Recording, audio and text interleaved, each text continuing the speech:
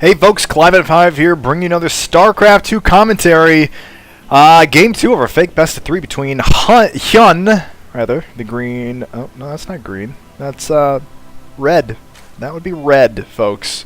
Red Zerg in the top left-hand corner versus Kas, green Terran in the bottom right-hand corner. Wow, I'm just doing awesome today. The map is Bel'Shir Beach, the winter one. So I've done a couple on this map now, and I just don't like the winter Bel'Shir Beach. Why call it a beach when you don't see any sand and beautiful tropical trees? I don't know. Anyway, Kas taking... Well, I pretty much already gave it away. Kas took game 1. If you didn't catch that, go back and watch it. It was pretty exciting, despite some very sloppy play. Well, from both players, really. Kas just really had the superior troop configuration with the siege tanks and, well, not very good engagements by HyuN. Kas just was slowly able to steamroll his, get a massive Terran ball and take out hatcheries one by one, and that's essentially what killed HyuN. Sort of that battle of attrition. Looks like Kas is going for a barracks first, so not going to follow up that command center first with another command center first.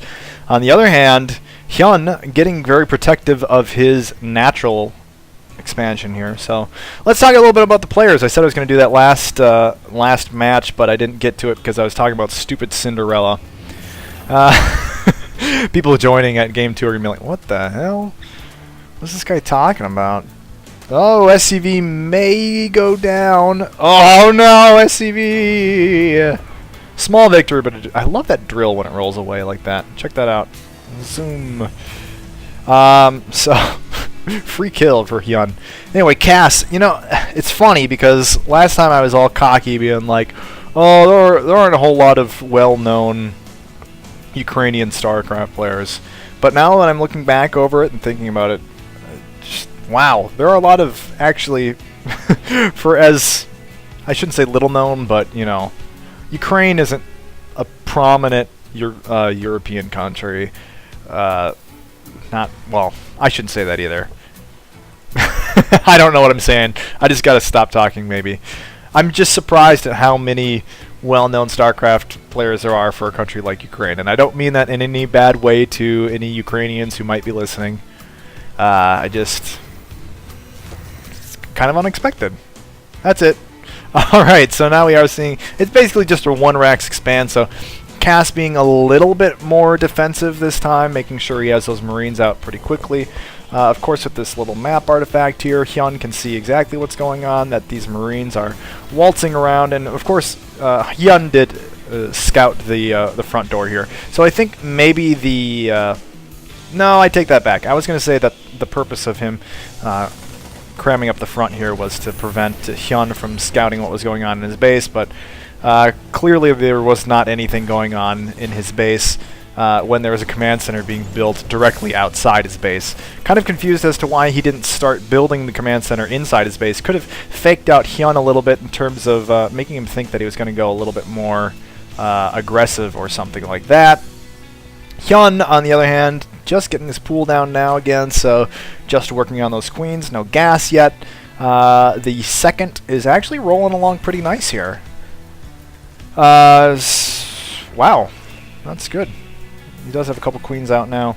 And, well, really not a whole lot to talk about yet. Oh yeah, I was going to talk about the players. Kas. So Kas, he's actually done pretty well for himself in terms of winning small tournaments. You know, Zodak Cup, where this replay comes from, he's won 3 of those. And that's, I mean, there are a lot of players that compete in that thing, and Kas is probably on the higher end of that. And you might think, well, this isn't a GSL, these are just, you know, I think they do them like bi-weekly or something, or monthly maybe, monthly Zodak Cup. I really don't know. And they aren't as big as, you know, the GSLs and the MLGs and all that nonsense. Well, I shouldn't call that nonsense because, of course, but there's still, I mean, they're tough tournaments. There are a lot of really high caliber players. These are all like Grandmaster people that, well, maybe not Grandmaster, but Grandmaster caliber. People who have at least placed in Grandmaster at some point. As you probably know, a lot of high-end players don't spend a whole lot of time on the ladder, just because it's, well, they play customs and whatnot. 1-1-1 build for Kas. So is that racks opening, one rack's opening into expansion, into 1-1-1, which I personally feel is a very strong build. Getting a couple of engineering bays and a third command center pretty quickly, actually, to match up against HyuN's third hatchery thing, which has now been scouted by Kas's roving army, and they might be able to catch these drones out. Oh, and all the drones go down. That is catastrophic for HyuN. And, well, he actually might... Well, now that the queens are off the creep, they can't catch this Banshee. Sort of a nanana boo-boo stopping position for Kas there. I killed your stuff, now you can't touch me across the border. Wow, that was insane. I need to see about 9 drones killed then. That's freaking crazy. Congratulations on that. That was... amazing timing on that. I don't know if that was just go soonness, and here they come again. Coming in to just kill more drones. Like it's nothing. It's seriously like it's nothing right now. And sure, those will get taken down, but back when I was doing a lot of Chaos Tech replays,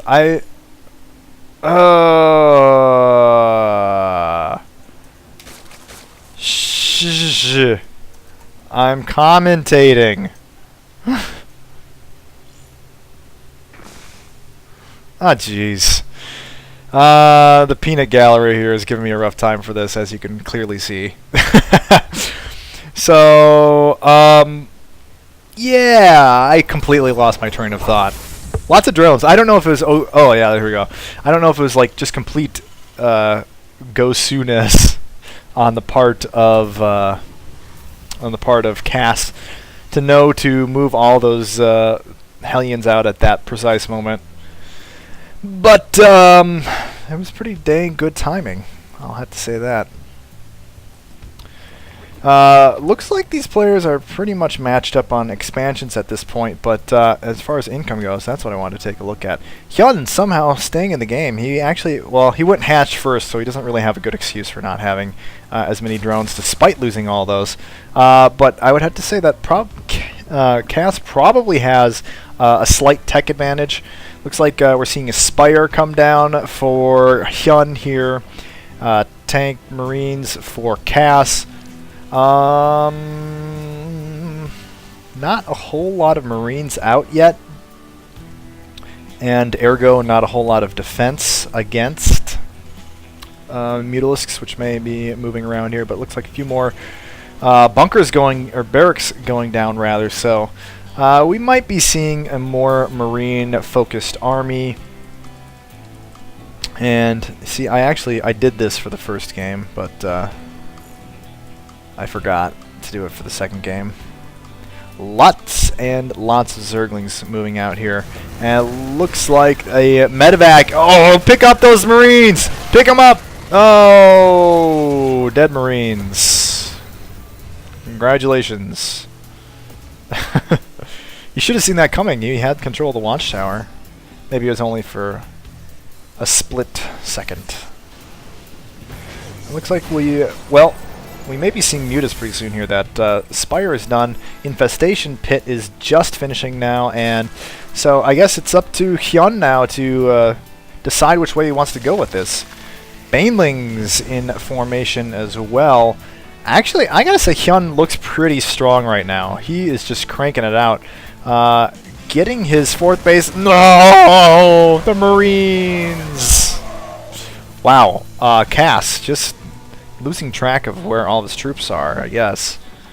He's pretty well spread out, and there are some tanks in this army, so if he decides to transition into something to go against Mutalisks a little bit more, i.e. Thor, then it won't be too tough for HyuN to just switch into Infestor a little bit more. No, Infestors aren't that great against...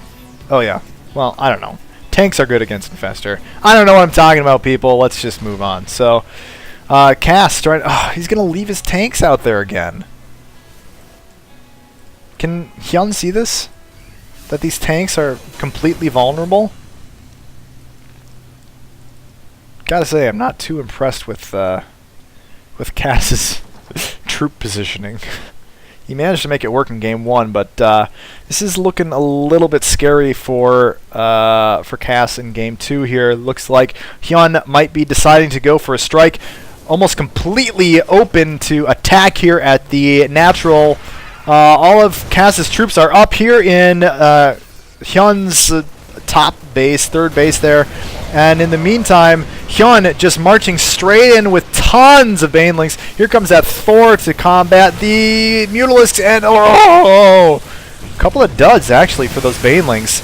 And now just overrunning Kas's base. That's going to be trouble for him. And Kas's forces, in comparison, not looking quite as strong, and they're just taking out just a hatchery out on the peripheral of HyuN's bases here. But HyuN is right inside Kas's main base, attacking buildings here. He's attacking buildings.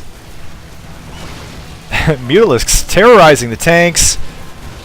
And, well, it remains to be seen whether or not HyuN can actually cause any real damage.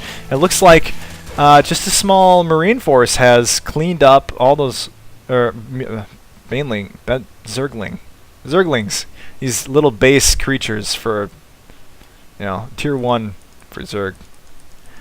Them are Zerglings. Yeah. There we go. GG, says Kas. So, 1 apiece. Finally, a best of 3 that goes 1 apiece. Now we can go to game 3 and see who's going to be our ultimate winner.